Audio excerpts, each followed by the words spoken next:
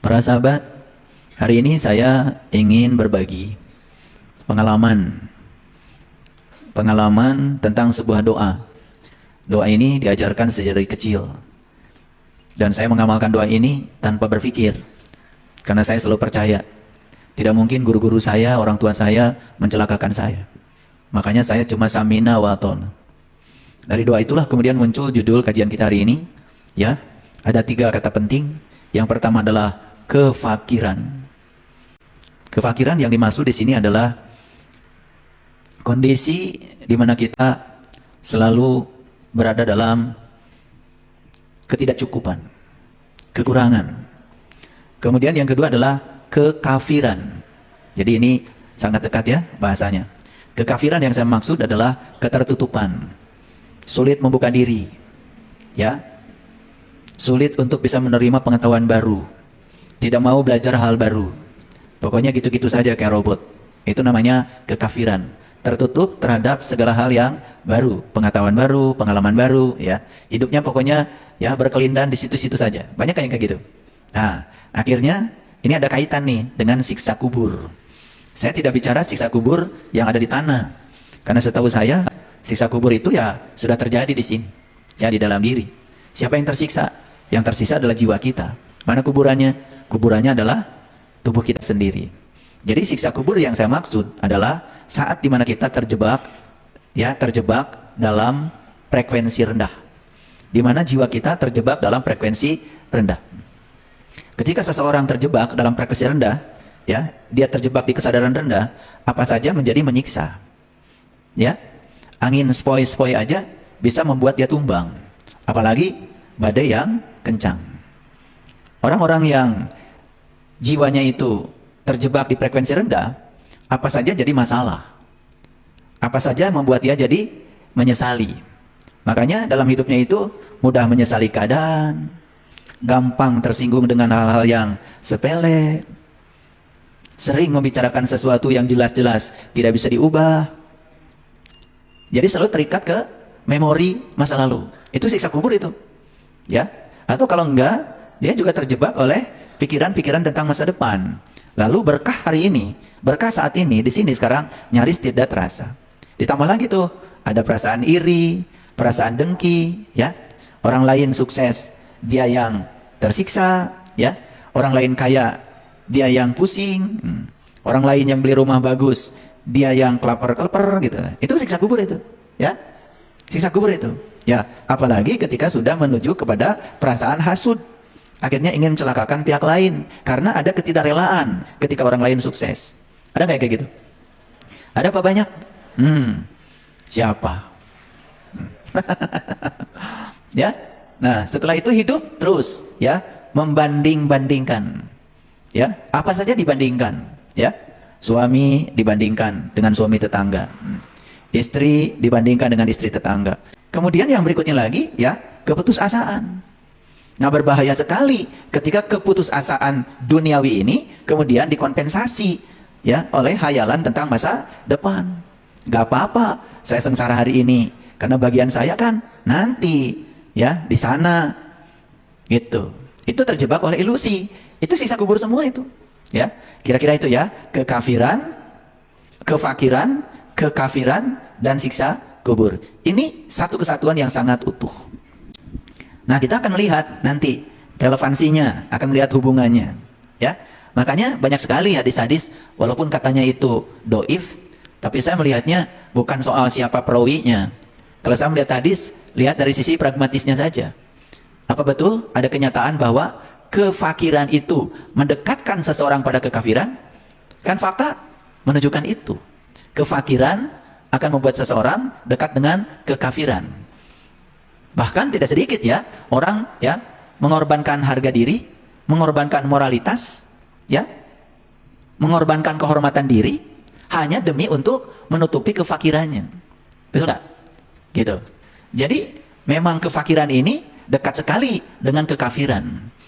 Ya, walaupun itu hadisnya dikatakan palsu, saya nggak pernah melihat hadis ini palsu atau tidak dari perawinya, karena saya juga tidak pernah kenal ya kurikulum vitae dia juga saya nggak tahu. Dan saya tidak mau menilai orang lain. Tapi saya melihat dari sisi pragmatisnya. Apakah betul kefakiran itu mendekatkan seseorang pada kekafiran? Sederhana aja ya Bapak Ibu. Bapak Ibu hari ini kok bisa ngaji? Pasti kan sudah punya cadangan buat makan siang. Betul nggak? Pasti sudah punya cadangan buat makan nanti sore.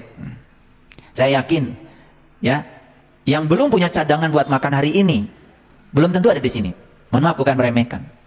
Pasti sedang berjuang untuk mencari sesuatu agar hari ini bisa bertahan hidup. Betul nggak? Jadi kita bisa ada di sini ini mewah ya. Mewah. Karena kita ya punya cadangan. Rumah ya mewah-mewah juga ada. Ya kan? Mobil mahal-mahal juga punya. Kan gitu. Ya. Uang banyak-banyak juga ada. Kan gitu. Ya kan? Ya. Makanan macam-macam juga di rumah. Ada, gitu kan? Jadi ada di sini. Coba mohon maaf.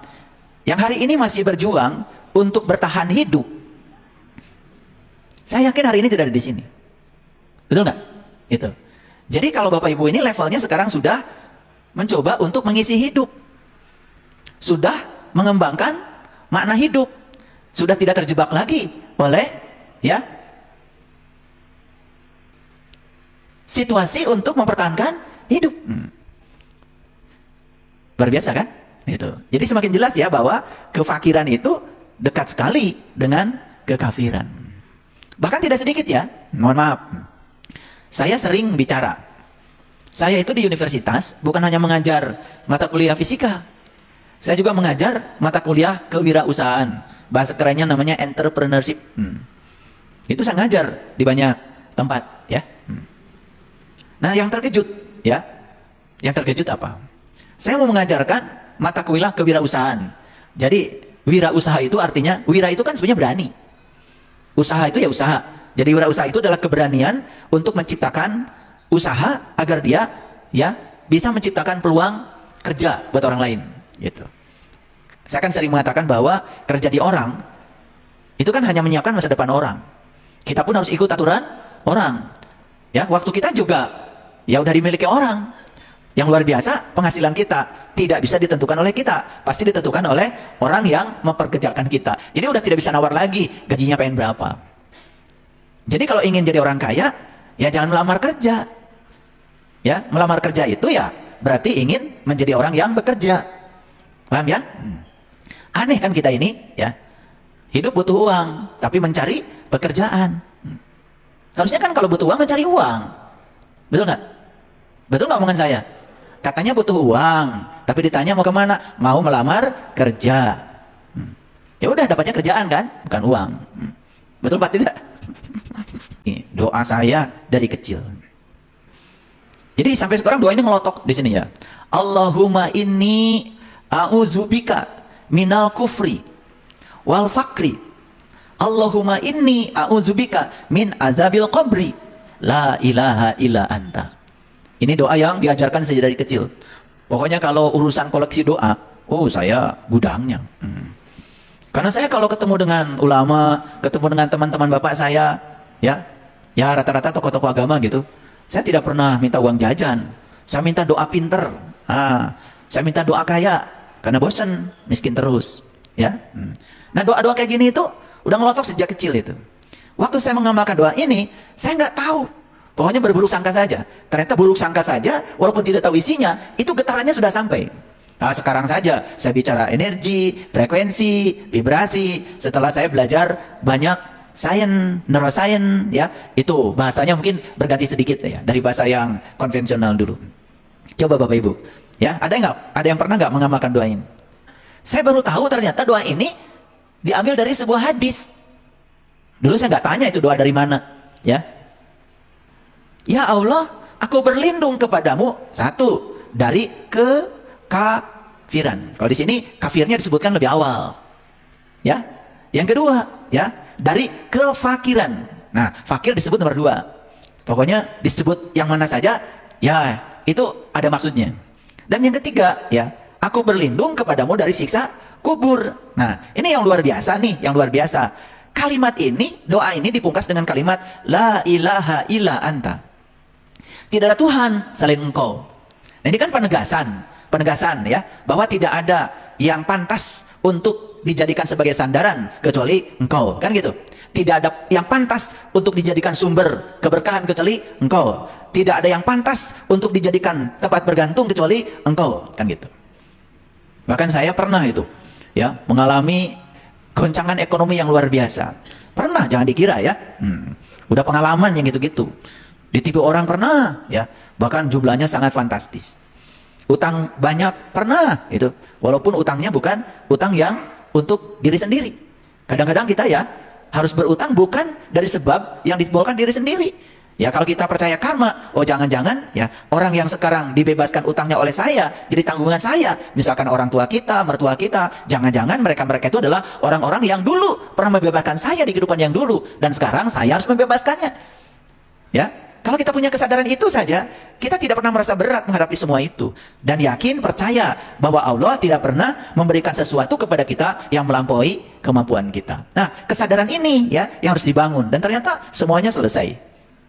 Ya mungkin saya pernah cerita ya, saya pernah membebaskan utang ya keluarga yang jumlahnya cuma 40 juta, karena bunga berbunga totalnya jadi 570 juta. Saya bikin ya surat pengakuan utang itu biar nggak ribut, daripada diketok-ketok aja pintu setiap jam 12 malam, ya sudah bikin pengakuan utang dan tolong dihentikan bunganya gitu. Ya karena kita dengan kepercayaan, dengan keyakinan tidak pernah mengatakan uang dari mana, tidak pernah, apalagi menghindar dari situ. Karena tidak ada yang bisa diandalkan setelah orang yang berutang ini meninggal kecuali kita. Dan kenapa utang ini warisannya jatuh kepada kita? Kalau kita yakin dengan karma kita, udah pasti ada pertolongan Allah. Luar biasa Bapak Ibu. Karena keyakinan itu dalam waktu singkat saya bisa melunasinya. 40 juta jadi 570 juta. Kalau dipikirkan kan pasti sulit ya. Makanya kalau dijalani jadi enak. Gitu. Nah, dan kita percaya. Saya sering mengatakan bahwa kalau kita punya masalah besar, jangan mengeluh. Ya Allah, saya punya masalah besar. Lebih bagus kita katakan pada diri kita, pada masalah, hai masalah, saya punya Allah yang maha besar.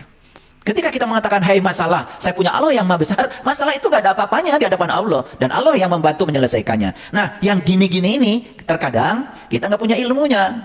Betul apa tidak? Ya. Nah, perhatikan sekali lagi. Ya. Ya Allah, aku berlindung kepadamu dari kekafiran. Kalau di doa ini kekafiran lebih dulu. Allahumma inni a'udzubika minal kufri. Yang kedua wal faqri. Allahumma inni a'udzubika min adzabil qabri la ilaha illa anta. Jadi saya berfokus pada kalimat yang terakhir, la ilaha illa anta. Di situ justru energinya.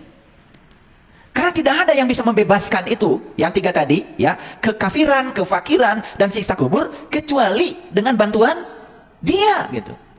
Tetapi Dia hanya akan hadir kepada mereka yang mau mengubah dirinya. Tetap saja proses perubahan harus dimulai dari diri kita sendiri.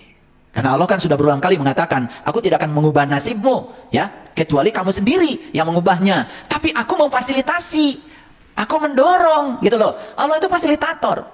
Bahkan Allah itu katalisator sebetulnya, mencairkan semuanya kalau kita mau memulainya. Clear sampai sini? Oke, baik. Sekarang saya lanjutkan, ya. Bapak Ibu, doanya Nabi Yunus ketika ditelan ikan, kan dipungkas juga dengan kalimat la ilaha illa anta. Coba. Ditelan ikan, tapi malah doanya la ilaha illa anta. Dalam gak ini? Ini dalam sekali kalau mau mikir. Ketika mengatakan la ilaha illa anta, tidak ada Tuhan kecuali engkau. Berarti Nabi Yunus sedang menyaksikan Dia apa tidak? Sedang berhadapan dengan Dia apa tidak? Coba. Kan tidak mungkin mengatakan la ilaha illa anta kalau saat itu beliau tidak sedang bertatap wajah dengan Tuhan, tidak sedang berhadapan dengan Tuhan, tidak sedang bermuwajah dengan Tuhan, tidak sedang bertawajuh kepada Tuhan. Nggak mungkin mengatakan la ilaha illa anta. Seorang Rasul itu kalau berbicara pasti ada energinya, pasti ada isinya. Berbeda dengan kita. Kalau kita berbicara kan la ilaha illallah, ya cuma di mulut aja. Katanya nggak ada Tuhan selain Allah, tapi kita menuhankan uang, menuhankan jabatan, bahkan kehilangan yang gitu-gitu, ya. Seolah-olah lebih merana dari kehilangan Allah. Tidak pernah ya saya melihat ada orang merasa bangkrut karena kehilangan Allah. Tapi dia merasa bangkrut karena kehilangan usaha, kehilangan uang, kehilangan jabatan. Kan bohong dia mengatakan la ilaha illallah. Yang mana yang bukan Allah? Tapi tidak meresap ke dalam diri kita. Kalimat itu cuma di mulut kita, tidak masuk di kalbu kita, tidak masuk di rasa kita. Makanya kalimat la ilaha illallah yang kita ucapkan tidak ada getarannya sama sekali. Tidak memancarkan energi, tidak ada emosi di situ, tidak ada rasa di situ. Kenapa Nabi Yunus ditelan ikan malah puncak spiritualnya adalah la ilaha illa anta, tidak ada Tuhan kecuali Engkau. Ditelan ikan di situ bahasa mutasyabihat. Ditelan ikan itu artinya Yunus itu sedang masuk pada keadaan awal saat dia ada di rahim seorang ibu. Masuk ke rahim ibu sebetulnya dia mengalami pengalaman spiritual persis seperti saat beliau di rahim ibu. Makanya ketika kita ada di rahim ibu, setelah tubuh kita diciptakan sempurna, lalu Allah meniupkan ruhku ke dalam tubuh kita itu. Ingat, Allah mengambil kesaksian kepada kita. Alastu birabbikum. Bukankah aku ini Tuhanmu? Dan saat itu semua jiwa mengatakan, qalu bala syahidna. Sebetulnya Nabi Yunus ditelan ikan itu, beliau sedang mengulang pengalaman itu. Beliau sedang mengulang kembali kepada jati dirinya. Itu pertobatan yang sebenarnya. Apa yang terjadi dengan kita? Yunus ditelan ikan, benar-benar ditelan ikan. Bahkan ikannya pun diberi nama ikan paus. Ditelannya di Laut Merah, ngarang. Gak ada itu di Quran. Itulah pentingnya kita memahami Al-Quran secara hakikat. Itulah pentingnya kita mengalami, bukan sekedar berbicara. Makanya orang-orang bijak mengatakan, malam yazuk lam ya'rif, yang tidak mengalami, sampai kapanpun dia tidak akan pernah bisa memahami. Karena pemahaman yang sebenarnya hanya bisa dilahirkan dari sebuah pengalaman. La ilaha illa anta, itu yang bisa membebaskan kita dari kefakiran, dari kekafiran, dari sisa kubur. Makanya saya sampai menulis buku, judulnya 30 Titian Kesadaran. Buku itu saya dedikasikan buat semua umat yang ingin keluar dari siksa kuburnya. Kenapa? Siksa kubur itu artinya kita berada di kesadaran yang rendah, di frekuensi yang rendah. Sedangkan alam punya hukum tarik-menarik, like attracts like, yang serupa menarik yang serupa. Begitu kita tidak keluar dari frekuensi rendah itu, kita akan terus-menerus menarik semua yang frekuensinya sama dengan kita, dan kita tidak akan pernah bisa keluar dari jebakan itu. Alam semesta tidak mengerti bahasa kata-kata. Alam semesta hanya mengerti bahasa energi, bahasa vibrasi, bahasa resonansi. Bapak Ibu, waktu saya mengamalkan doa ini, Allahumma inni a'udzubika minal kufri wal fakri, Allahumma inni a'udzubika min azabil qabri, la ilaha illa anta. Saat itu saya tidak punya pengetahuan tentang vibrasi, frekuensi, energi, belum. Saya hanya punya pengetahuan baik sangka kepada guru-guru saya. Tetapi kalimat itu sudah bisa membebaskan. Karena saya tidak berfokus pada kata demi kata. Saya berfokus pada rasa dalam diri saya. Saya akan terbebas dari ketiga-tiganya. Saya akan terbebas dari ketiga-tiganya. Dan saya bukan mengatakan benar-benar sudah terbebas. Tetapi saya ingin menunjukkan pada Bapak Ibu bahwa saya sudah mengalami ini. Lalu sekarang ini banyak sekali penelitian-penelitian tentang neuroscience. Dan saya coba ingin menampilkan hasil-hasil penelitian ini dalam bentuk statement yang sangat penting. Ternyata kemiskinan berasal dari perasaan miskin. Kemiskinan itu bukan karena tidak kerja keras, bukan tidak bisnis, bukan tidak bekerja.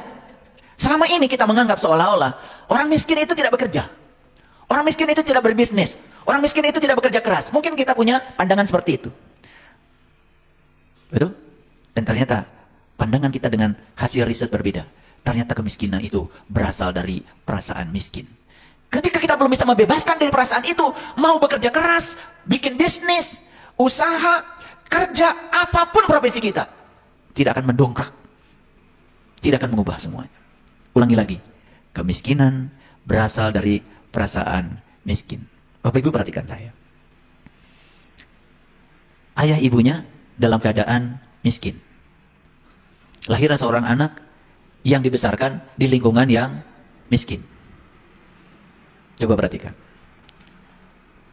Kata-kata ibunya didengar gak oleh anaknya? Misalkan keluhan tentang uang, keluhan tentang harta, keluhan tentang ekonomi, akan didengar gak oleh anaknya? Didengar. Mungkin mengeluhnya juga tidak sehari kan? Hari ini mengeluh, besok mengeluh, lusa mengeluh, berikutnya lagi mengeluh. Dan anak ini yang asalnya murni sudah dimasuki oleh buah khuldi itu. Betul? Okay. Mungkin kita juga pernah punya pengalaman, termasuk saya. Kita pernah hidup di tempat yang semacam itu. Nah, bayangkan kalau kita setuju dengan kata-kata itu. Jadi keyakinan? Jadi program? Jadi realitas nggak? Awalnya itu cuma sebagai kata-kata, tapi karena keseringan kata-kata itu masuk, lama-kelamaan jadi masuk alam bawah sadar. Jadi program? Nah, kalau sudah jadi program, bakal jadi realitas? Realitas. Itulah saya sampai membuat judul di YouTube saya, memutus siklus keturunan. Saya persembahkan buat Bapak Ibu, memutus siklus keturunan. Kenapa? Aduh, kalau kemiskinan mah atuh, jangan diwariskan. Penyakit, jangan diwariskan. Kan kadang-kadang banyak orang yang datang minta konsultasi sama saya. Kenapa Bapak? Saya ini diabetes Pak. Kok bisa? Keturunan Pak. Duh, bayangkan saja ya. Bagaimana nggak sedih itu leluhurnya? Betul nggak? Ya, dia yang makan banyak. Dia yang makan nasi goreng sebelum tidur. Betul nggak? Dia nggak pernah olahraga. Dia yang makan setengah bola nasinya. Tiba-tiba ketika dia sakit, dia tidak mau mengambil tanggung jawab dan kemudian mengatakan ini keturunan gitu loh. Nah nanti kalau dia punya anak, si anaknya juga akan bilang, ini memang garis kita ini yang diabetes. Bayangkan, betul nggak? Jadi program nggak? Iya. Masa iya leluhur kita menurunin penyakit? Masa iya kita tidak curiga gitu? Ayah ibu kita ini bagaimana sayangnya pada kita? Masa diabetes aja diwariskan? Bukan emas, bukan berlian, diabetes malah. Betul nggak? Ini kebiasaan kita. Betul nggak? Nah, makanya tempat yang paling berbahaya di mana seseorang lahir adalah tempat di mana dia dilahirkan. Dia akan dapat program apa dari situ? Bayangkan, kebayang nggak? Makanya Bapak Ibu ini sudah orang-orang yang luar biasa sebetulnya. Saya tahu masa lalu Bapak Ibu, tahu. Kalau saya baca data karmanya satu-satu saya tahu. Tapi Bapak Ibu ini berada di ruangan ini, sebenarnya itu sudah mulai sadar lah bahwa tidak mau setuju pada semua kata-kata itu, karena kata-kata itu telah terbukti tidak membuat kita berubah. Betul nggak? Makanya kita ingin keluar kan? Ingin mengubah diri kan? Oke, bagus. Jadi kemiskinan berasal dari apa? Dari perasaan miskin. Bapak Ibu mungkin pernah waktu kecil diajak sama ibu atau sama bapak jalan-jalan kemana, nggak tahu kemana. Ya, mungkin nunjuk baju, misalkan nunjuk baju waktu kecil. Coba ingat-ingat ya, nunjuk baju. Oh itu bajunya bagus. Ih, nggak ada uangnya. Itu pernah nggak? Atau itu baju bagus Pak, Bu, misalkan ya. Ih, buat makan aja susah. Nah. Kata-kata itu pernah masuk gak? Oke. Masih dipakai gak sekarang? Diwariskan gak sama anak-anak kita? Yang benar. Oh setelah dapat kajian saya. Luar biasa ya. Bayangkan ya. Udah gitu kemiskinan disebut takdir. Betul gak? Seolah-olah Tuhan pengen kita miskin. Tuhan macam apa? Tuhan macam apa yang menghendaki hamba-hambanya miskin gitu loh? Masa iya? Tuhan macam apa yang menghendaki hamba-hambanya banyak penyakit? Kan Tuhan itu kekuatan positif. Berulang kali saya katakan di ruangan ini, Tuhan bilang di Al-Quran, segala sesuatu yang baik, yang positif itu dariku. Dan segala yang buruk itu hasil dari buah tanganmu sendiri. Jadi sebetulnya alaminya alam semesta ini ya baik, positif. Yang sebaliknya itu sebenarnya karena ketiadaan yang positif itu akibat dari ulah tangan kita sendiri. Coba bayangkan ya, kalau kita punya keyakinan penyakit dari Tuhan, sementara kita minta kesembuhan pada Tuhan. Coba, bisa nggak merasakan perasaan Tuhan? Coba belajar merasakan, ya. Yang ngasih penyakit Tuhan, betul nggak? Jadi Tuhan dituduh sebagai sumber penyakit. Setelah itu kalian minta kesembuhan pada siapa? Gitu nggak selama hidup? Ya Allah, nggak pakai mikir ya? Nggak pakai mikir. Kalau kita bisa merasakan gimana sih perasaan Tuhan? Ya, dalam tanda kutip ya. Kata Tuhan, katanya saya sumber penyakit. Sekarang kamu minta disembuhkan. Itu karena kesalahan pola hidupku, kesalahan pola pikirku, gitu kan? Coba diakui aja itu. Banyak orang yang datang ke rumah saya konsultasi, ya tiba-tiba menjadi sangat mudah untuk sembuh karena mengubah sudut pandangnya pada Allah. Bayangkan, kebayang nggak? Pernah nggak dapat kajian kayak gini? Ya pernah di sini, ya. Oke, ini riset yang kedua. Ketika kita menyadari tidak ada yang langka, maka seluruh dunia milik kita. Ini kalau kata-kata bijak, pasti didapat oleh orang yang bijak. Pasti dia sudah mengalami kata-kata itu. Perhatikan kata-katanya indah sekali. Ketika kita menyadari tidak ada yang langka, maka seluruh dunia milik kita. Bapak Ibu, sering terpengaruh nggak oleh berita-berita televisi, Atau di grup WA, betul nggak? Wah sekarang beras lagi susah. Ikut larut nggak? Ikut apa tidak? Nah itu kalian tuh begitu modelnya. Ikut larut. Harusnya jaga perasaan kita. Kalau dijaga perasaan kita, pikiran kita, biarin aja itu kan cuma berita. Buat saya tidak ada yang langka. Segala sudah tersedia. Pasti ada. Ada uang, nggak ada uang, beras pasti ada. Pernah nggak punya pikiran seperti itu Bapak Ibu? Atau larut pada pemikiran orang? Atau ikut menjelek-jelekan Menteri Pertanian? Atau minta diganti menterinya? Ya Allah. Padahal sesederhana itu ya. Kalau kita mau ke dalam, semuanya tuh. Makanya saya tuh nggak pernah merasa ada yang langka. Ya. Saya tadi pagi keluar dari rumah, ada kardus besar-besar. Apa ini? Oh, ini katanya ada mangga alpukat dari Pasuruan, 2 dus. Ada pepes ikan, ya. Ada berapa tahapan gitu, pakai plastik gitu. Ini gimana makannya? Gitu. Saya bilang nggak kalian buka, kenapa? Nunggu Bapak? Ya, nunggu yang kayak gitu. Buka aja, makan. Ada yang kirim nangka. Tadi malam jam 10 katanya. Coba. Jadi sebetulnya Bapak Ibu, kalau kita tidak pernah berpikir langka, semua dunia milik kita. Makanya kita ini kan kadang cuma ngasal aja. Katanya Allah Maha Kaya. Tapi kita ragu. Betul? Seolah-olah uang terbatas. Betul nggak? Seolah-olah beras terbatas. Seolah-olah rezeki terbatas. Seolah-olah kalau orang kaya itu banyak uangnya, kesedot uang kita ke sana. Itu apa tidak Bapak Ibu? Itu apa tidak? Ya, ribut. Negara kita punya utang, kereta cepat. Ya kalau semua masyarakat kita yakin bisa bayar, nggak usah diributkan. Kan manfaatnya banyak. Saya ke Jakarta 20 menit nyampe sekarang. Kita tuh ribut aja. Orang yang ribut seolah-olah uang terbatas, kita tidak mungkin bisa bayar utang, itu yang menyulitkan kita. Kalau semua kita yakin, ada uangnya, ekonomi kita pasti maju, semua kita yuk berkarya, semua kita menyumbang kesadaran pada negara, semua kita jangan berpangku tangan, semua kita bekerja, ekonomi maju, ya pasti kebayar. Coba, jangan suka ikut orang-orang yang pikirannya sesat. Orang pikiran tertutup itu. Karena kekafiran itu bermula dari pikiran. Kefakiran juga bermula dari pikiran. Yuk mulai sekarang. Ya dengarkan kata-kata saya. Bagi saya tidak ada yang langka lagi. Gitu. Uang tidak langka. Betul? Singkong nggak langka. Mau apa sih? Kalian mah kangkung aja langka.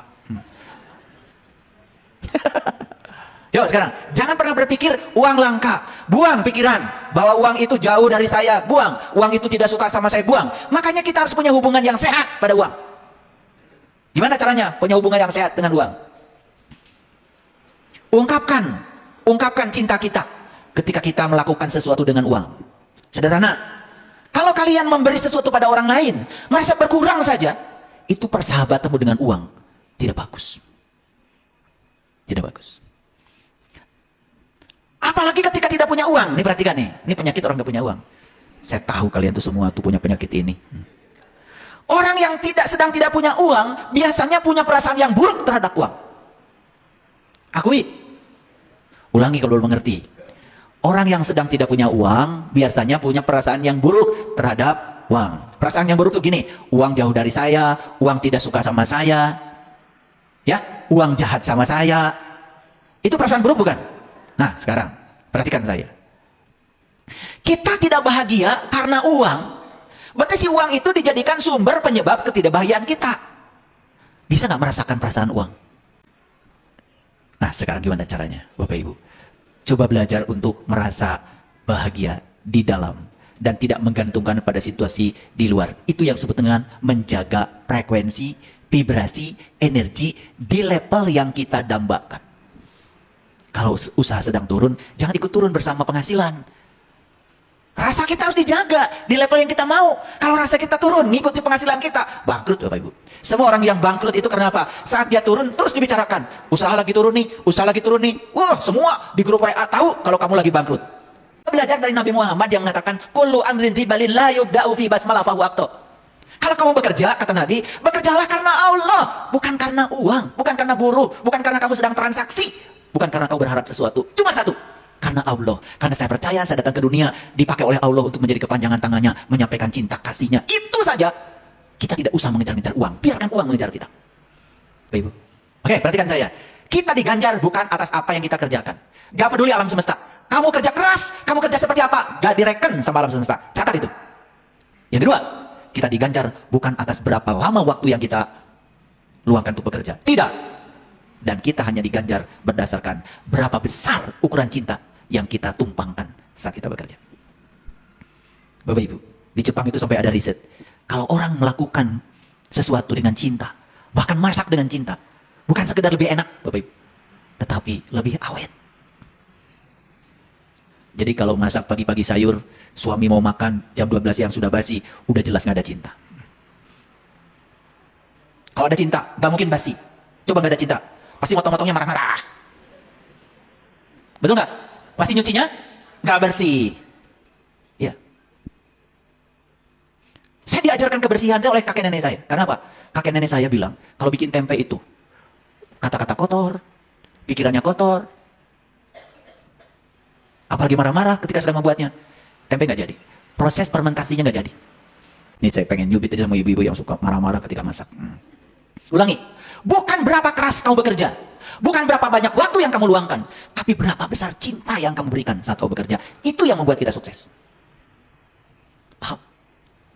Bapak Ibu, kalau nggak ada cinta nih, saya tidak punya cinta, tidak punya cinta. Saya tidak akan meditasi, mempertajam intuisi. Saya kalau mau bicara begini aja, saya bilang, Subhanaka la ilma lana illa ma 'allamtana innaka antal alimul hakim. Di meditasi saya bilang begitu sama Allah, ya Allah, Engkau tugaskan aku hari ini untuk ngasih pencerahan. Aku tidak tahu apa yang dibutuhkan di kepala mereka masing-masing. Engkau yang paling tahu, ya Allah. Aku serahkan diriku seutuhnya kepadamu. Jadikan mulutku sebagai mulutmu. Jadikan mataku sebagai mata. Jadikan kata-kataku sebagai kata-kata. Ya. Keindahan hidup adalah saat kita mengedepankan cinta. Maka seluruh uang yang kita butuhkan pun secara lengkap akan datang pada kita. Perhatikan Bapak Ibu. Sekarang bebaskan pikiran tentang uang, harta, apapun. Tetapi kita fokus, kita melakukan apapun karena cinta. Ingat ya? Karena apa? Cinta. Cinta itu tanpa syarat. Tanpa syarat ya Bapak Ibu. Tanpa syarat. Perhatikan saya. Gimana caranya supaya cinta tanpa syarat? Dengarkan kata-kata saya. Aku mencintaimu.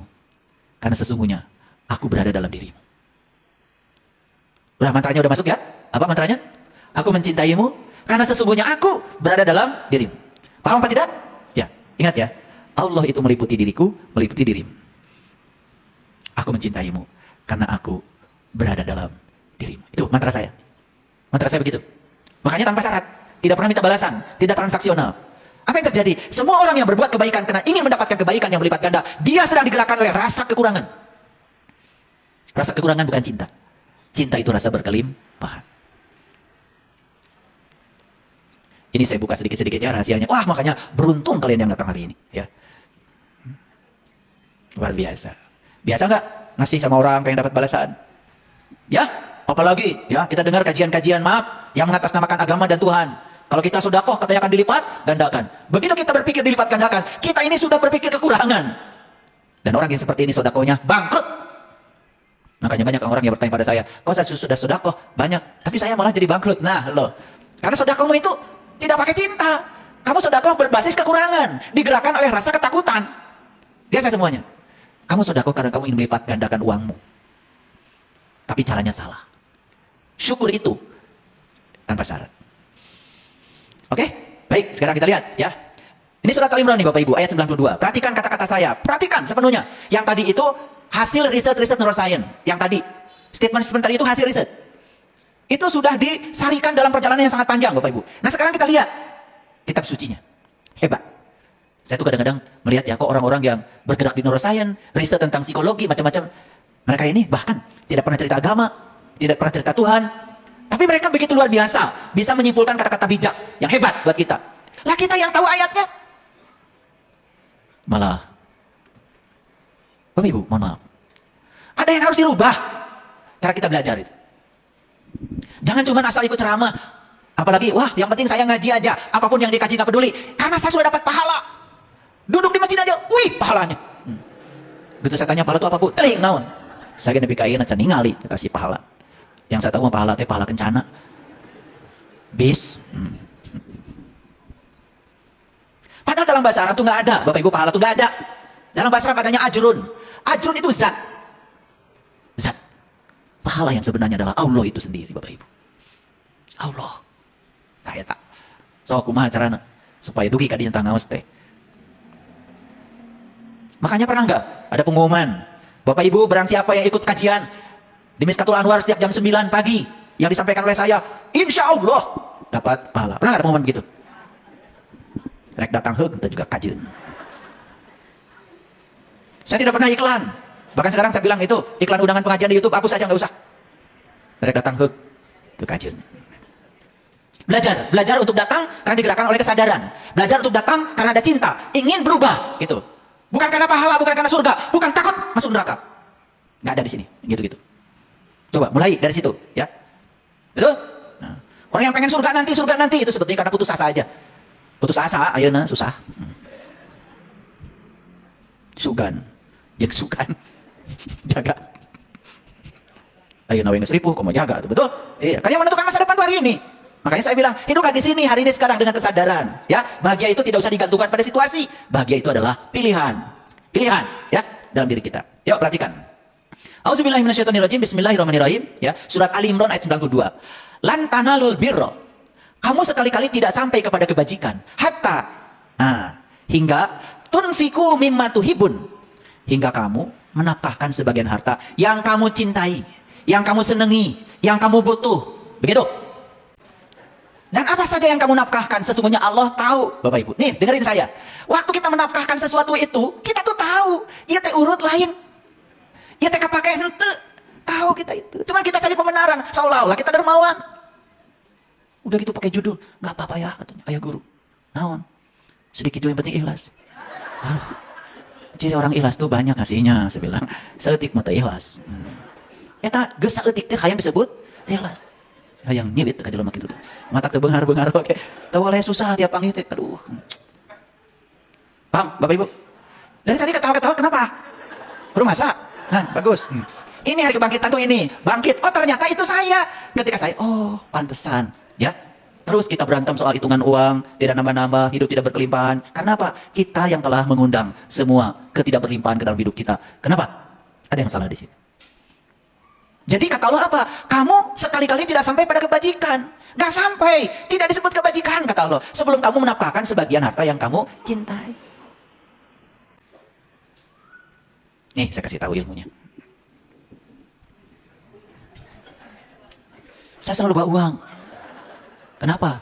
Karena sudah niat. Nanti saya mau ngasih uang. Kalau uang sudah masuk di sini, udah dikeluarkan udah masuk saku ini, saya nggak pernah bawa ke rumah lagi. Pasti nanti akan saya habiskan. Dan misalnya kalau ngasih uang, saya gini modelnya. Ini yang depan, yang Pak Karno ini, sahabat. Ini saya imajinasikan keberlimpahan. Yang belakangnya bukan keberlimpahan. Karena uang ini menjadi satu, karena menyatu antara positif dan negatif. Keberlimpahan dan ketidakberlimpahan. Cinta dan ketiadaan cinta. Makanya, saya kalau ngasih uang, itu saya tidak pernah salah. Jadi kalau ngasih uang begini, sini. Kamu nggak akan kaya. Nah, ini calon orang kaya benar. Ini kalau ngasih uang ini nih, ya. Saya ngasihnya tidak terbalik. Yang saya berikan ini bagian depannya. Keberlimpahan. Keberlimpahan bagi saya. Keberlimpahan. Ya. Jadi saya tadi bilang sama uang, ya. Bahagiakan dulu orang lain. Nanti, udah ada di sini lagi tuh uang itu. Di sini lagi, ya. Kalau sudah selesai membagikan orang, kamu balik lagi. Bawa teman-temanmu. Gitu. Jadi ngasih uang juga ada caranya. Udah ngasih uang? Siapa lagi? Maju. Ini dia mah aja mau dikasih uang. Ya Allah. Ini buat kamu. Nah, kalau ngasih gitu, nah, kalau ngasih itu, salah. Suami ngasih uang sama istri. Ya. Hese gawe. Ini yang sebelah sini, kasih tahu. Kalau ngasih uang. Kasih ya. Makasih sudah menerima kebaikan saya. Gitu.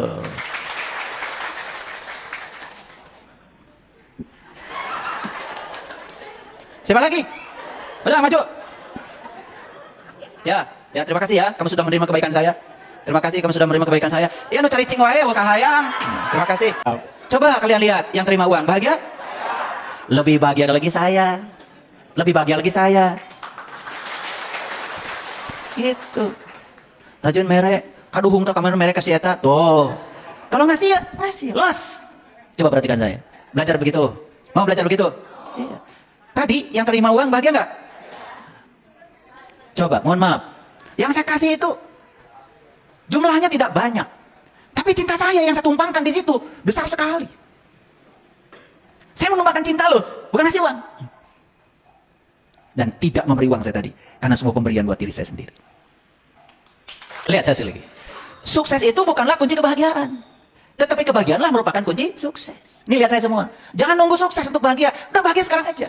Sukses sudah menunggu Anda. Orang yang menunjuk baru bahagia ketika sukses. Ini saya kasih tahu, selamanya kamu gak akan sukses. Di situ-situ aja. Karena di sini nih, ya, di jantung ini ada medan elektromagnetik yang kekuatannya 5.000 kali. Belum dikirim ke sini. Di sininya gak bebas. Saya kalau ditanya berapa uang tadi yang saya keluarkan, saya juga nggak tahu. Karena saya kalau ngambil uang ya sudah, saya ngambil, saya masukkan, dan saya niatkan. Pokoknya kalau sudah di sini, ya harus habis. Paham? Oke. Bila kita merasa benar-benar senang akan suatu sukses, ini belum sukses, tapi sudah merasa senang sebelum sukses. Nah, tak peduli sukses itu milik siapa, kita telah melekatkan sukses itu kepada diri kita sendiri. Makanya kalau lihat orang mobilnya bagus, bukan kamu bandingkan. Bukan merasa kecil hati, aduh mobil saya gini, udah parkirnya di bawah pohon nangka aja. Bukan gitu, gak usah dibandingkan. Tetapi rasakan kebahagiaan orang lain yang mobilnya lebih bagus dari kita. Besok-besok mobilmu ganti tuh. Gitu caranya. Ilmu mahal. Dalam Quran surat Al-A'raf surat ke-7 ayat 55 Allah berfirman, "Ud'u rabbakum tadarruan wa khufyatan innahu la yuhibbul mu'tadin." Berdoalah kepada Tuhanmu dengan penuh rasa hormat dan tersembunyi. Dengarkan kata-kata saya. Ini cara berdoa yang diajarkan Al-Quran. Dan saya kok melihat cara berdoa yang selama ini saya lihat di masyarakat, kok nggak cocok ya dengan ayat ini. Ternyata di Quran cuma 2. Kalau kamu ingin berdoa kepada Tuhanmu, kata Quran, 1, tadoru. Harus penuh rasa hormat. Yang kedua, tersembunyi. Khufyah. Itu cara berdoa. Gak ada di ayat lain cara berdoa, cuma di ayat ini. Catat tuh, Al-A'raf surat ke-7 ayat 55. Bapak Ibu, perhatikan ini. Barangkali saking sibuknya Bapak Ibu belum pernah baca ayat ini. Saking rajinnya baca Quran sampai tidak ada jeda. Pokoknya yang penting tamat supaya dapat surga. Sampai pesannya nggak ada, nggak dapat. Lihat saya semuanya. Jadi berdoa itu ternyata 2. 1 tadoru, penuh rasa hormat. Yang kedua, sekarang mau nanya, Bapak Ibu, tahuan mana Bapak Ibu dengan Allah? Yang benar. Tahuan Allah? Oke. Kenapa tuh Bapak Ibu suka ngatur-ngatur Allah? Jawab dong. Karena diajarkannya begitu, betul nggak? Itu. Saya juga terkejut ketika saya membaca kamus bahasa Arab. Ini kan di Quran. Coba, ud'u ila sabili robika. Ud'u, itu artinya mengajak. Ajaklah ke jalan Tuhanmu. Itu banyak tuh kata ud'u gitu. Jadi doa dalam bahasa Arab. Ini saya juga terkejut ketika baca kamus. Ternyata doa itu bukan permintaan. Doa itu ternyata undangan, ajakan. Allah itu ingin dilibatkan, disertakan sebetulnya. Ingin dirasakan kehadirannya kalau beliau itu ada. Kenapa kamu mesti khawatir gitu? Makanya cocok dengan temuan neuroscience. Ternyata doa itu yang dikabulkan. Bukan yang kamu ingini, tapi yang kamu yakini. Apa yang kamu yakini? Yang diimajinasi oleh pikiran kita, yang sudah diberi energi oleh rasa kita. Itu doa. Jadi doa itu apa? Doa itu sebetulnya getaran. Doa itu vibrasi. Makanya kenapa ada ibu tempo hari, yang dari Manado itu masih ingat? Bila sharing, asalnya mengatur-ngatur Tuhan, dia ubah doanya. Terima kasih Tuhan, omsetku sudah 1 miliar. Dan dia merasakan seolah-olah omsetnya setiap hari 1 miliar. Benar-benar 1 miliar. Itu yang disebut dengan syukur. Cinta. Nah sekarang saya mau nanya. Jadi doa itu harus tadoru kata Allah. Penuh rasa hormat. Kalau penuh rasa hormat, ya berikan penghormatan kepada Allah yang maha tahu segalanya. Bukan kita lah mengatur-ngaturnya. Ketika Allah ikuti keinginan kita disebut dikabul. Ketika nggak ikutin keinginan kita Allah tidak mengkabul. Makanya doa dibagi 2. Ada yang dikabul, tidak dikabul. Ya Allah. Saya tidak menemukan itu di Quran. Allah mengatakan, wa idza sa'alaka ibadi anni fa inni qarib. Ujibu da'watad da'i idza da'an wal yastajibu li. Di Quran tidak ada doa yang tidak dikabul. Semua doa dikabul, tapi doa itu bukan keinginanmu. Doa itu adalah getaran yang sampai kepada Allah. Lihat saya semuanya. Di sini menginginkan uang. Tapi getaran tentang uang negatif di sini. Itu yang nyampe kepada Allah. Jadi bukan doa itu tidak dikabul. Semua doa sudah dikabul. Tapi yang dikabulkan yang frekuensinya paling kuat. Uduni astajib lakum. Siapa yang berdoa kepadaku pasti dikabul. Itu ayatnya. Keren? Ada nggak doa tidak dikabul di Quran? Gak ada. Paham sekarang? Paham? Baru sadar? Semua doa dikabul? Oke. Doa apa tadi? Getaran, frekuensi, vibrasi, energi yang terkuat yang kita pancarkan pada semesta. Clear sampai sini? Kok saya nggak sukses? Nah, coba kamu berpikir sukses berapa kali sehari semalam? Tapi berpikir gagal berapa kali? Coba cerita kegagalan pada tetangga berapa kali? Cerita kegagalan teman arisan berapa kali? Ngundang orang ke rumah hanya untuk seminar kegagalan berapa kali? Mana akan dikabul? Kesuksesan kegagalan. Dikabul nggak doa kita? Bener nggak ayat tadi? Ud'uni astajib lakum. Bener? Nah itu baru ngaji waras. Milih yang mana Bapak Ibu? Kaya apa miskin? Pancarkan frekuensi apa? Frekuensi kaya. Kesadaran kaya. Apa kesadaran kaya? Alam semesta ini kaya tanpa batas, tidak akan pernah kurang. Pasti selalu cukup. Semua orang di semesta ini kaya. Allah yang maha kaya tidak berkurang kekayaannya. Begitu. Itu namanya kesadaran kaya. Kalau sudah memiliki kesadaran kaya, pasti kaya. Kalau merasa kayaknya harta kita itu terkumpul di Bapak itu tuh. Oh, itu berpikir terbatas itu. Ya, orang kayak gini, cuman iri, dengki, hasad. Lihat hidupnya. Mohon maaf, benar kata Sayyidina Ali. Penyakit orang miskin itu adalah iri hati. Jadi yang pertama harus tadarru. Tadarru penuh rasa hormat. Yuk, percayakan dia maha luas, dia maha kaya, dia maha tahu, dia maha segalanya. Stop mengatur-ngatur dia. Itu namanya tadarru. Yang kedua, wa khufyatan, tersembunyi. Kalau tersembunyi, terdengar? Terdengar? Tidak terdengar. Karena doa yang sebenarnya adalah getaran, energi, frekuensi, vibrasi. Tersembunyi? Ada apa tiada? Tidak berwujud kata-kata, tetapi tersembunyi. Satu keyakinan yang kuat. Saya pasti sehat. Saya pasti berkelima. Pernah nggak Bapak Ibu mendengarkan kajian ayat ini? Di mana? Nah, di sini. Ulangi sekali lagi. Ya, perbesar frekuensi, vibrasi, energi di frekuensi yang kita dambakan. Silakan Bapak Ibu. Ulang-ulangi. Ulang-ulang. Perbesar volumenya. Itu yang disebut dengan wa khufyatan. Keren nggak ayat ini? Bersyukur nggak bisa ngaji hari ini? Saya sudah punya keyakinan. Ada uang, nggak ada uang, avokado ada di rumah saya. Dusan avokado tanpa uang. Ada uang, nggak ada uang, mobil ada di rumah saya. Saya sudah buktikan. Saya dikirim mobil tanpa uang. Ada uang, nggak ada uang, ya. Baju ada di lemari saya. Saya sekarang bingung pakai baju. Lemari udah penuh. Banyak yang ngasih. Ya. Ada yang ngasih, ayah, tolong ya. Kok baju saya belum dipakai-pakai? Di itu belum ada. Makin gak saya pakai. Ternyata pengen iklan lewat saya. Nanti kalau saya lupa pakai baju itu, baru saya pakai. Ya, itu. Jadi sudah ada muatan dari awal. Itu kalau mau ngasih, ngasih aja. Coba belajar begitu ya. Ya. Jadi uang tujuan atau alat? Ingat, jangan berfokus pada uang. Makanya segala sesuatu bisa di-bypass. Nah, tidak boleh melanggar hukum alam.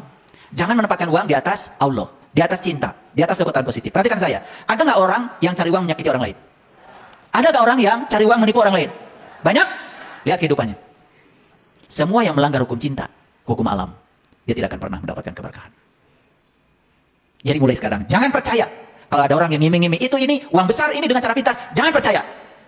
Itu semua pasti penipuan. Apalagi melipat gandakan uang. Wah, pakai ayam hitam, domba hitam, kuda hitam, sapi hitam, serba hitam. Itu pasti masuk ke dunia hitam. Bagaimana supaya kita bebas dari kefakiran tadi? Karena kefakiran itu berpotensi untuk mengantarkan kita pada kekafiran. Ujungnya kita akan terlibat dalam sebuah frekuensi rendah. Ya, terjebak di frekuensi rendah. Itu sisa kubur itu. Bapak Ibu. Makanya banyak orang yang pura-pura di luar seolah-olah bahagia, padahal di sininya menderita. Banyak yang gitu. Itu siksa kubur itu. Kenapa? Gak selaras. Pikiran, perkataan, dan tindakannya gak selaras. Satu, miliki keseimbangan antara doa dan usaha. Tadi sudah saya ajarkan bagaimana meningkatkan volume perasaan terhadap uang. Ya. Tapi jangan sampai mengerjakan sesuatu demi uang. Ingat ya, demi Allah, karena Allah. Uang pasti mencari kita. Ya. Nah. Jadi memiliki keseimbangan antara doa dan usaha. Apa doa tadi? Getaran, frekuensi, vibrasi, energi. Kita pertahankan di dimensi yang kita mau. Oke? Percaya kalau Allah maha kaya? Yes. Kalau maha berarti sekalipun semua manusia di bumi ini kaya raya, tidak akan berkurang kekayaan Allah. Gak usah takut. Makanya jangan iri sama orang kaya. Karena kekayaan itu sebetulnya tanpa batas. Nah, mereka yang selalu memiliki keyakinan kalau kekayaan itu berbatas, hati-hati. Perhatikan ayat Quran surat Al-Hadid ayat ke-24. Orang yang kikir dan menyuruh manusia berbuat kikir, Dan barang siapa berpaling, maka sesungguhnya Allah dialah yang maha kaya lagi maha terpuji. Jadi Allah berulang kali mengatakan, fa innallaha huwal ghaniyul hamid. Ya. Orang kikir akan menyuruh manusia berbuat kikir. Makanya Bapak Ibu, perhatikan saya. Silakan bergaul dengan orang yang kikir, yang suka hitung-hitungan. Pasti kalian kecepretan tuh sifatnya. Ya, ingat ya, orang kikir itu bermental miskin. Perasaannya miskin. Ketika dia memberi, ada yang berkurang dalam dirinya. Ya. Saya praktek tingkatannya udah dalam banget, tapi saya tidak akan bagikan. Saya udah coba praktek yang lebih dalam lagi, lebih ekstrim lagi. Ya, ini ayat-ayat ini. Wah, ternyata luar biasa. Makanya Bapak Ibu, ayat-ayat Al-Quran itu harus dipraktekkan. Bukan dihafalkan Arabnya. Buat apa? Kalau kita nggak dapat petunjuknya. Ya, hafalan itu tidak akan bisa menolong kita. Yang berikutnya, jaga keseimbangan berkarya dan berbagi. Ingat saya, setiap berkarya harus ada keinginan untuk berbagi. Awas, kalau berkarya harus ada keinginan untuk berbagi. Perhatikan saya. Kalau Bapak Ibu berkarya, apalagi hanya untuk diri sendiri, uang tidak rindu. Tapi kalau berkarya, sudah ada keinginan berbagi. Lihat saya semuanya. Setiap kita melakukan apa, karena ada niat ingin berbagi. Saya ingin berbisnis, karena saya ingin berbagi. Saya ingin bikin usaha, karena saya ingin berbagi. Perhatikan saya. Uang rindu. Selanjutnya, hati-hati. Jangan pernah bilang, uang, harta adalah penghalang spiritual. Kan sekarang ini banyak yang mengajarkan. Kalau uang, harta, katanya penghalang masuk surga. Benar-benar itu uang dan harta tidak akan rindu sama kamu. Sekarang jadikanlah uang dan harta bagi saya adalah pendorong saya masuk surga. Kenapa? Bukankah saya bisa melihat kebahagiaan orang dengan berbagi? Aneh ya. Banyak yang suka ceramah agama, ya, anti terhadap dunia. Tapi giliran rajaban, muludan, minta sumbangan. Karena lo duit dia minta sumbangan nanti. Apa saya tamah? Tekan lo baga duit. Padahal tiap hari mah banyak menjelek-jelekan. Betul nggak? Oh, kasihan tuh bapak ini ngurusi dunia terus tuh. Makanya jangan suka usil ya sama orang lain, ya. Emang tugas kita ke dunia ini ngurusi apa sih? Kan ngurusi dunia. Oke, ngurusi akhirat mah di akhirat. Ya, tugas kita di dunia ngurusi apa? Ngurusi dunia dengan bekal spiritual. Kita ini adalah makhluk akhirat yang sedang dikaryakan di dunia. Makanya urusi dunia dengan bekal akhirat. Itu yang benar. Ngurusi dunia kalau berbekal akhirat pasti berlaku adil, tidak akan menyakiti orang, tidak akan merampok hak orang. Itu baru benar. Paham? Yang berikutnya, pancarkan energi, frekuensi, vibrasi di dimensi syukur dan cinta. Selalu bahagia, tidak ada emosi negatif, tidak ada iri hati, tidak ada dengki, tidak ada dendam, tidak ada kemarahan. Nih, bereskan di dalam. Jadi ternyata Bapak Ibu ya, untuk menjadi kaya aja syaratnya banyak. Tetapi kalau kita mau menyembuhkan diri kita ke dalam, percaya sama saya, luar biasa. Oke. Ya, makanya Allah mengatakan di Quran surat Al-Baqarah ini, catat ya. Al-Baqarah 263. Qaulum ma'rufun wa magfiratun khairum min sadaqatin yatba'uha ada. Wallahu ghaniyun halim. Perkataan yang baik dan memberi maaf lebih baik dari sedekah yang diiringi dengan sesuatu yang menyakitkan. Allah Maha Kaya lagi Maha Penyantun. Coba ya. Wah, kalau begitu saya mah sekarang gak akan sedekah.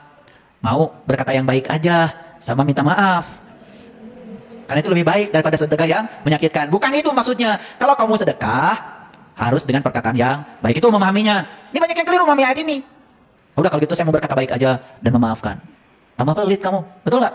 Karena katanya itu lebih baik daripada sedekah yang diiringi oleh perkataan yang menyakitkan. Ini Allah maksudnya kalau kamu sedekah jangan menyakitkan. Ya, kalau mau sedekah jangan menyakitkan. Bapak Ibu, ya, saya tadi bukan mau menyakitkan karena tidak ada rencana. Kenapa? Yang dibagi uang cuma sebagian, nggak semua. Ya, bukan mau menyakitkan, bukan. Tadi kan saya memang memanggil aja yang mau ke depan. Nih, dipanggil ke depan nggak mau. Tapi saya juga kewalahan tadi, ternyata kalian, ya Allah, sampai mau runtuh ini. Kalian itu luar biasa ya. Katanya tangan di atas. Ternyata saya ngajar ngaji hari ini gagal itu ya. Katanya tangan di atas tadi. Giliran saya tangannya di atas, yang di bawah rebutan. Jadi saya pernah waktu itu ya bagi sembako, saya bagi sembakonya nggak mau di suatu tempat. Jadi begitu ada tempat yang kelihatannya oleh saya butuh, saya berhenti mobilnya situ. Wah, luar biasa itu. Saya waktu berhenti di Cimindi itu, di bawah jalan layang itu. Saya keluarin sembako itu. Awalnya cuma 5-6 orang, tiba-tiba Gojek berhenti di situ, ini berhenti di situ. Wah, jalan macet. Tiba-tiba saya kejepit itu, nggak bisa ini lagi. Waduh, saya bilang luar biasa ya. Ya, seperti itu ya. Ya, saya cuma melihat itu juga bukan kesalahan. Mohon maaf Bapak Ibu, bayangkan ya selama ini. Kita belajar agama dari kecil, bahkan diajarkan untuk menerima takdir, bukan menciptakan takdir. Maaf ya, betul nggak? Dari kecil kan diajarkan menerima takdir, gitu. Bukan menciptakan takdir. Padahal takdir bisa diciptakan? Bisa. Kita ini kreator takdir kita. Kita ini yang namanya manusia diberi tanggung jawab oleh Allah menjadi arsitek dari kehidupan kita sendiri. Kalau yang lain tidak diberi tanggung jawab tuh. Karena mereka hidupnya begitu-begitu aja. Kuda, sapi, gitu aja. Manusia itu diberi tanggung jawab oleh Allah sebagai khalifah untuk menjadi arsitek, untuk mengarsiteki kehidupan dia. Makanya sekarang dia ubah kata-katanya. Bukan menerima takdir, tapi menciptakan takdir. Ternyata takdir saya adalah urusan saya. Saya mulai sekarang akan menciptakan takdir dengan pikiran saya, perasaan saya. Saya akan luapkan rasa syukur dan cinta dalam diri saya. Karena ternyata alatnya semua sudah disediakan Allah kepada saya. Namun alat ini selama ini tidak saya gunakan. Bapak Ibu, jadi ayat ini mengatakan, kalau kamu mau bersedekah, iringilah dengan perkataan yang baik. Jika orang itu mengatakan yang tidak baik kepada kamu, karena kamu sudah bersedekah, maafkan. Itu maksudnya. Ini bukan pilihan ganda. Dan banyak yang menerjemahkan ayat ini pilihan ganda. Lebih bagus berkata baik dan memaafkan aja. Gak usah sedekah. Itu lebih baik. Itu yang keliru memahami ayat. Ini ayat nyuruh sedekah. Cuman kalau sedekah, kamu harus berkata baik sama orang. Kalau orang yang diberi oleh kita tidak berkata baik, maafkan. Besok tetap dikasih. Gitu. Paham? Inilah hukum alam. Seperti matahari, kamu mau keluar rumah atau nyumput di kamar, tetap dia bersinar. Kamu mau bangun, tidak bangun, dia tetap bangun di jamnya. Gitu. Jadi matahari sudah mengajarkan kebaikan itu dilakukan terus-menerus tanpa syarat. Lihat saya semuanya, terus-menerus tanpa syarat. Kalau itu dilakukan, perhatikan saya. Berarti kita sudah menjadi magnet. Nah, berbicara magnet, nih, kalau ini magnet, ya, saya naruh paku di sini, ketarik. Nanti paku yang ini bisa menarik paku lagi. Bisa menarik paku lagi. Dulu pernah praktikum mungkin waktu SD. Pernah SD kan? Kenapa? Karena paku ini berada dalam medan magnet. Setiap magnet memancarkan medan. Apapun yang berada di medan itu akan tertarik ke magnet itu. Jadi sebetulnya Bapak Ibu sederhana. Ingin menarik apa dalam hidup? Gampang. Pancarkan medan magnet kita supaya yang ingin kita tarik masuk di medan kita. Ya, ulangi. Pancarkan kekuatan magnet kita supaya apa? Supaya magnet kita punya medan magnet yang luas. Setiap yang kita inginkan, kalau sudah masuk di medan kita, itu akan tertarik kepada kita. Nah, hari ini saya sudah ngasih tip-tip yang sangat jitu. Tinggal dicoba, praktekkan. Jadi mulai sekarang belajar, yang sederhana aja. Belajar memberi dan berterima kasih pada orang yang diberi, dan tanpa ada keinginan untuk dibalas. Belajar memberi yang terbaik. Jangan memberi yang sudah rusak. Memberi yang tidak berguna. Memberi yang orang lain, ya, yang kita sendiri sudah tidak butuhkan. Coba, kalau Bapak Ibu mau ngasih kerudung sama orang lain, nah, beli 2 kerudungnya. Benar-benar kasih. Jika perlu mereknya sama, harganya sama. Iya mah, beda kurbatur. Kukurilingan yang murah. Ayo mau bengar-bengar, oke ya. Ayo ke rumah yang nama di PPC. Ayo ke mereka batur mah pasar baru. Paham? Hal kecil nggak ini? Disadari nggak Bapak Ibu? Selama ini tidak disadari. Kita menganggap seolah-olah kita sudah berbuat baik. Padahal kata Allah, bukan kebajikan. Kalau kamu belum bisa memberi yang kamu butuhkan, yang kamu cintai.